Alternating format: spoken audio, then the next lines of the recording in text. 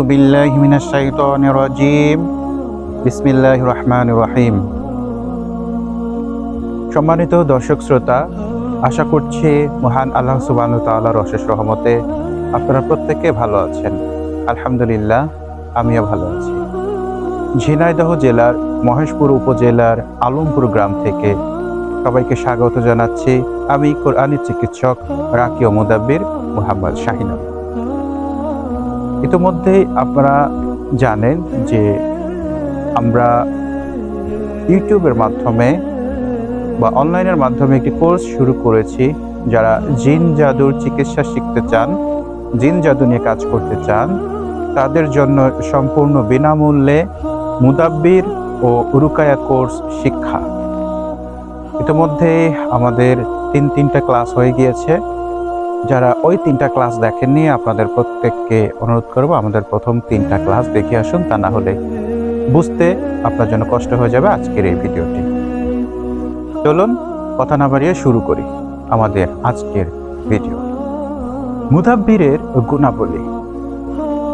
জিন জাদু নিয়ে কাজ করতে হলে মুদাব্বিরের বিশেষ কিছু গুণাবলী ও নিয়ম কানুন মেনে চলতে হবে। এগুলোই আজ আপনাদের সাথে আলোচনা করব। আপনি একজন মুদাব্বির, আপনার আচার আচরণ, আপনার কথাবার্তা, আপনার গুণাগুণ, আপনার চিন্তাভাবনা কেমন হওয়া উচিত সেটা সম্পর্কেই আপনাদেরকে বলার চেষ্টা করব, সাথেই থাকুন। প্রথমেই আমাদের যে 1 নাম্বার গুণাগুণ বা নিয়ম কানুন যাই বলি না কেন সেটা মেনে চলতে হবে, সেটা হচ্ছে সহি শুদ্ধভাবে কোরআন তেলাওয়াত। প্রতিদিন নিয়ম করে আমাদেরকে নির্দিষ্ট পরিমাণ বা কম বেশি হলেও সমস্যা নেই, নিজেদের সুবিধার্থে নিয়ম করে আমাদেরকে কোরআন তেলাওয়াত করতে হবে, অর্থ বুঝে বুঝে, যাতে আমাদের রুহানি শক্তি বৃদ্ধি হয় এবং কোরআন তেলাওয়াত সহি শুদ্ধ হয়। জিন জাদুর চিকিৎসা করতে গেলে কোরআন জানা আমাদের জন্য অবশ্যই লাগবে। অন্যদিকে তো আল্লাহ সুবহানাহু ওয়া তাআলার সাহায্য প্রয়োজন আছেই। কাজেই আমরা সর্বোচ্চভাবে চেষ্টা করব নিয়ম করে সহি শুদ্ধভাবে প্রতিদিন কোরআন তেলাওয়াত করার জন্য। দ্বিতীয়ত হচ্ছে অর্থ এবং নারীর ফিতনা থেকে বেঁচে থাকতে হবে। আপনি চিকিৎসা করবেন, কিন্তু দেখা যাচ্ছে আপনি যে পরিমাণ হাদিয়া বা পারিশ্রমিক আপনি গ্রহণ করছেন, নিয়ে থাকেন, সেই পরিমাণ হাদিয়া বা পারিশ্রমিক একজন অসহায় রোগী আসছে, যার ওই পরিমাণ অর্থ আপনাকে প্রদান করা কষ্টকর হয়ে যাচ্ছে তার জন্য, বা সে দিতে পারছে না, তাহলে আপনি তাকে কোনো ধরনের প্রেশার ক্রিয়েট করবেন। সে যদি দিতে অপারগ হয়, আপনি তার চিকিৎসা করবেন, সে যা দেবে সেটা নিয়ে আপনি সন্তুষ্ট থাকবেন। কোনোভাবেই সে টাকা না দিতে পারলে, অর্থ না দিতে পারলে তাকে ফিরিয়ে দেওয়া যাবে, তার চিকিৎসা বন্ধ রাখা যাবে। আর যদি ইয়াতিম হয়ে থাকে কিংবা সে একেবারে দরিদ্র হয়ে থাকে, তাহলে তো কোনো কথা নেই, তার চিকিৎসা সবার আগে করবেন। এরপর যেটা থাকছে সেটা হচ্ছে নারীর ফিতনা।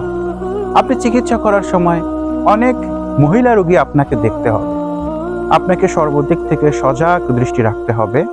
আপনি শরিয়া বিরোধী কোনো ধরনের কাজ করতে পারবেন না। শরিয়াতের বিধিবিধান অবশ্যই মেনে আপনাকে চিকিৎসা করতে হবে। যেমন পর্দার খেলাপ না হওয়া, সে ঠিকঠাক পর্দা করছে কি না, এবং প্রয়োজনের বাহিরে অতিরিক্ত কোনো কথা বলা যাবে না কোনো মহিলা রোগীর সাথে। আমি আপনাদেরকে প্রত্যেককে পরামর্শ দিয়ে থাকব, বিশেষ করে মহিলা রোগীদের সাথে কথা বলার সময় তাদের সাথে একটু কর্কশ ভাষায় কথা বলবেন। কোনো মহিলা রোগী যদি আপনার সম্পর্কে ভালো দিক বা মন্দ দিক সে যদি তার মনের মধ্যে পোষণ করে, সেই ক্ষেত্রে আমার যতটুকু মনে হয় আপনার রুহানিয়াত ক্ষতিগ্রস্ত হতে পারে। আপনি যদি ভালোভাবে কথা বলে থাকেন, হয়তো অনেক রোগী আপনার প্রতি আকৃষ্ট হতে পারে। কাজেই আপনারা অবশ্যই মহিলা রোগীদের সাথে কথা বলার সময়, চিকিৎসা করার সময় কর্কশ ভাষায় কথা বলবেন। আবার এতটা কর্কশ ভাষায় বলা উচিত নয় যেটা থেকে সে কষ্ট পায়। এরপর আমরা যে বিষয়টা জানবো সেটা হচ্ছে যা কিছু করব আমরা আল্লাহ সুবহানাহু ওয়া তাআলাকে রাজি খুশি করার জন্যই আমরা করব। আমাদের চিকিৎসা, আমাদের মানুষকে বোঝানো, মানুষকে ইসলামের দাওয়াত দেওয়া, ইবাদত সম্পর্কে বলা, হাদিয়া গ্রহণ করা, হাদিয়া বিতরণ করা, মানে বিতরণ করা বলতে দান সদকা করা, যাই কিছু হবে না কেন, চিকিৎসা হবে না কেন, সম্পূর্ণ আল্লাহ তাআলাকে রাজি খুশি করার জন্য, আল্লাহ সুবহানাহু ওয়া তাআলার সন্তুষ্টি অর্জনের জন্য। এরপরে যে পয়েন্টটা হচ্ছে সেটা হচ্ছে অহংকার করা যাবে না। অহংকার, আপনি নিজে অনেক বড় মুদাব্বির, আপনার অনেক প্রশংসা, দিনে আপনার সামনে অসংখ্য রোগী আসে, কিন্তু আপনার কথা বলার মধ্যে, কথাবার্তার মধ্যে, চলাফেরার মধ্যে কোনো ধরনের কোনো অহংকার রাখা যাবে না।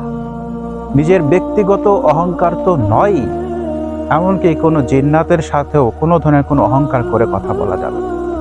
আর সমস্ত অহংকার একমাত্র আল্লাহ তাআলার। এরপর কোনো ধরনের কুফরি কালাম, শিরক, বিদআতি চিকিৎসা করা যাবে না। আমরা যাই কিছু করব সম্পূর্ণ আল্লাহ সুবহানাহু ওয়া তাআলার কালাম দিয়ে কাজ করব, আল্লাহ তাআলার সাহায্য নিয়ে কাজ করব।